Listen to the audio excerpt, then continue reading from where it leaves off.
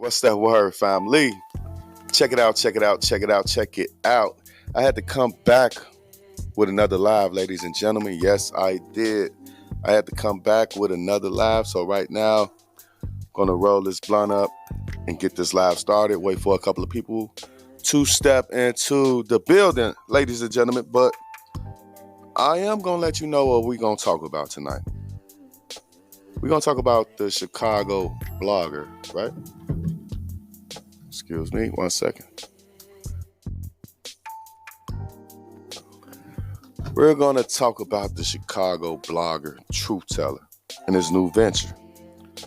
Now, what his new venture is, he's going into the city of Chicago to interview gang members. Yes, indeed, ladies and gentlemen, he's going to the city of Chicago to interview the savages that run the streets rampantly. And a lot of people think that it's a dangerous thing that he's doing. What he's doing is pretty goddamn dangerous because he don't want to know about an artist. He call himself a drill historian, but he don't want to know about the artist. He don't want to know about the music. He want to know about the murders. He want to know where the bodies are, y'all. And that shit sounds kind of policey to me. Yes, sounds kind of policey. A little bit of arrogance, a little bit of, not keeping your head on a swivel, not staying on your 5 Ps. It's a lot of variables to why the truth teller could be in danger. Dealing with the savages in the city of Chicago, yeah. Dealing with the savages. Could your life be in danger as a blogger? Well, I'm going to tell you firsthand, I don't know. I'm starting to like that music for the countdown, giving me 30 seconds to run around and do something. But I got the link in the comment section so that you guys, I know that you probably knee deep in some Christmas turkey, still unraveling gifts, still playing with the new gifts. There's a lot of guys out there right now.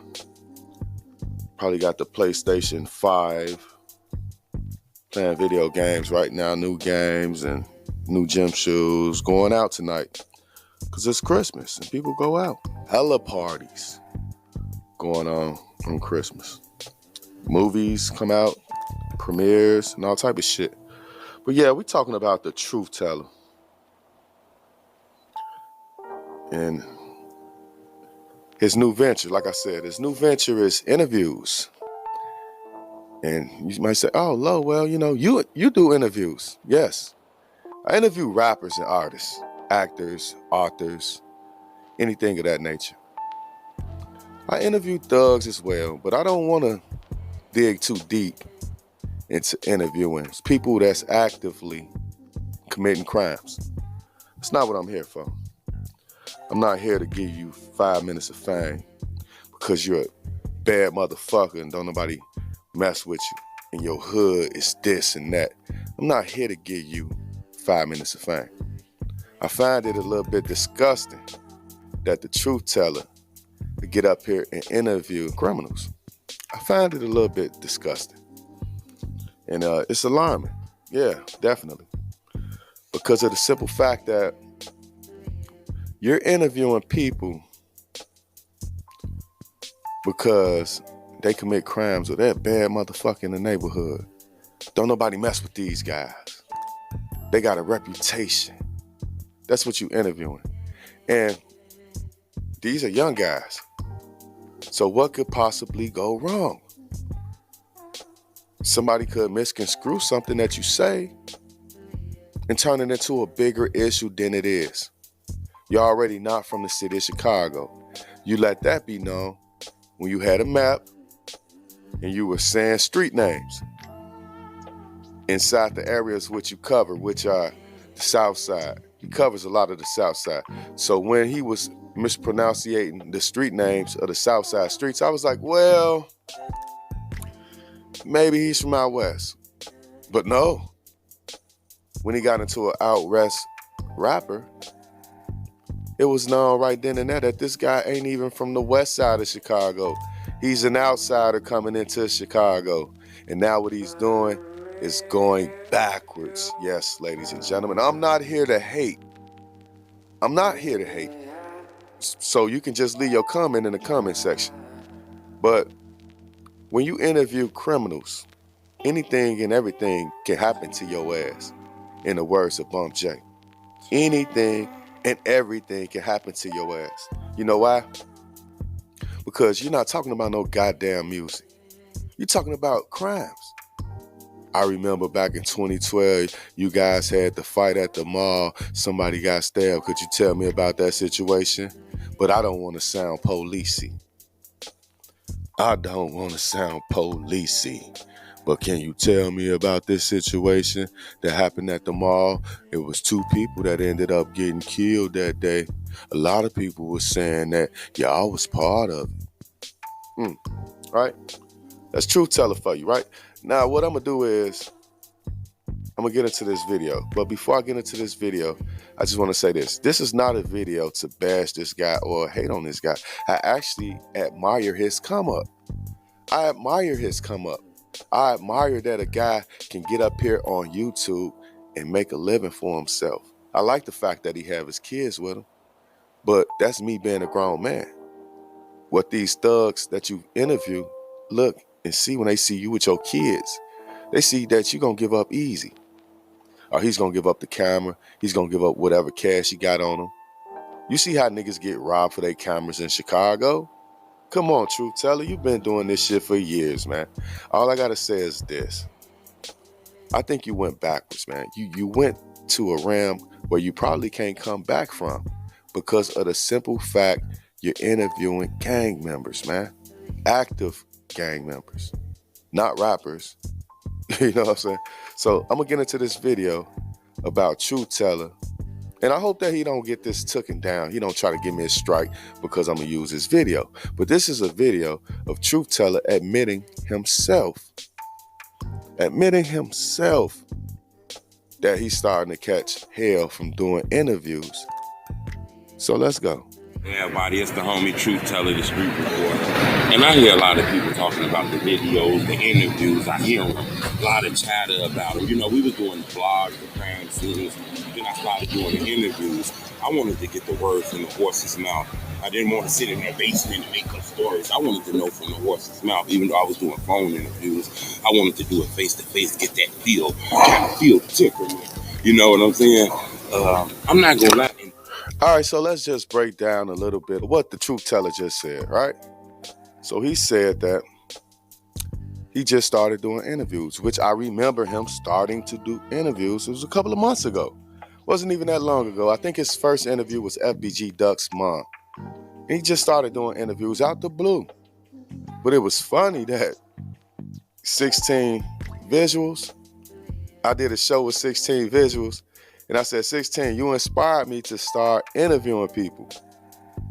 And it's just funny that we did that show, and like a week later, Truth Teller had his first video up. Now, I'm still not hating on that fact because it's enough room for us to interview everybody. We belong to a small conglomerate.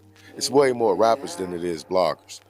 So it's okay to interview these guys because your interview style, it's not the same as my interview style. So go ahead and interview those guys and, you know, help their careers, and they help you as well.